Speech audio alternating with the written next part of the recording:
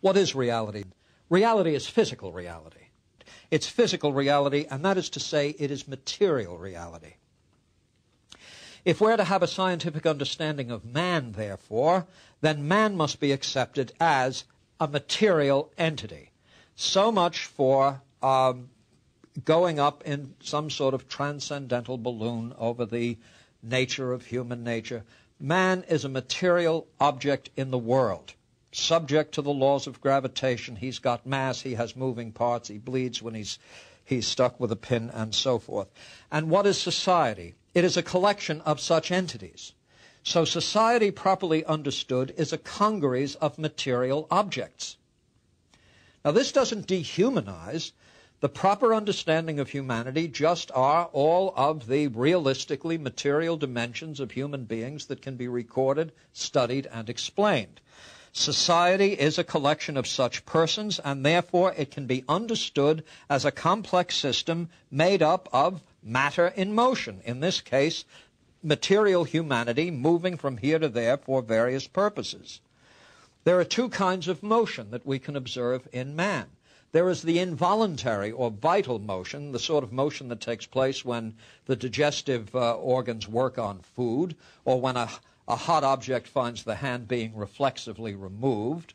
There's that kind of involuntary motion, but there's also intentional motion, not the vital motion that is instinctual or reflexive. Why do we ever move intentionally? We move intentionally because we have motives and desires. Now, if we are material things, what will be the root motives and desires? Anybody? Well, the root motives and desires are going to be those grounded in pleasure and pain. That is to say, the foundational psychology is a hedonistic psychology. The reason Smith moves from here to here is because this location has something Smith wants, which couldn't be got in that location. That's the source, that's the cause, if you like, that's the reason for the movement. But the movement then is to be understood as a particular complex material entity seeking some state or seeking something and moving toward it as a way of gaining it. Well, what's the ultimate motive, then, of such a complex material object? The ultimate motive, then, is its own continuation. The grounding motive is survival. Not the ancient Greek eudaimonia, not eternal salvation. The eternal salvation, maybe, is, I mean, that really is, that's survival in caps, all right. But what then motivates one is just the possibility of deathlessness. And what approximates survival? Well, anything that promotes good feelings. And what puts a distance between us and survival? Well, anything that causes pain and injury. Now, what about this full-blown and high-blown moral language that is bequeathed by the ancients, celebrated by the scholastics, and the stock and trade of all deeply religious people? That moral discourse. What is morality all about? We are told to approach the good and shun evil. We're supposed to conduct our lives in a way that's morally sound and fitting. We are to seek to promote virtue within ourselves. Words like good and bad or good and evil have meaning. It's the meaning that is associated with considerations of survival, pleasure, and pain. What is good is that which conduces to pleasurable states of affairs. What is bad is that which has a destructive or painful consequence attached to it. Now, once you put these ingredients together, you begin to see the basis upon which we enter into civil society. Why do we enter? Man is by nature a social animal.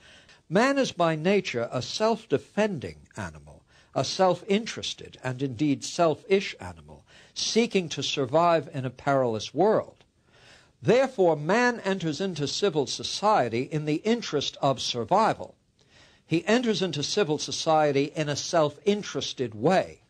What is it he tries to avert in forming these social compacts or social affiliations? He's trying to avert the constant challenge of daily life outside civil society. What's that?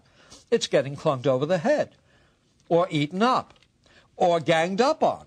Now, you might say, well, look, that certainly isn't something that's going to bother Hercules, there are differences among us. But for all practical purposes, we are sufficiently equal, we're sufficiently alike in body and mind, so that no individual could count himself as able to defend himself against any other. The strongest among us could be undone by the weakest among us. All it takes is a lethal instrument, a poison, a knife in the back. The smartest among us can be undone and subverted in our plans. We can be ganged up on. People can enter into confederacies against us. You don't, as I think Henry Kissinger once said regarding President Nixon, if everybody's your enemy, you're not paranoid. Potentially, everyone is an enemy of the other in that one's own interests, the time might come when self-interest requires aggressive actions against another. When something Smith needs, he can only get by taking it from Jones.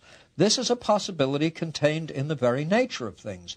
We enter into civil society to gain protection against these possibilities. At the bottom of it all, what we're trying to do is avert a violent death.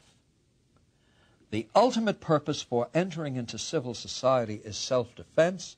It is to forestall or prevent or render less likely death by violent means.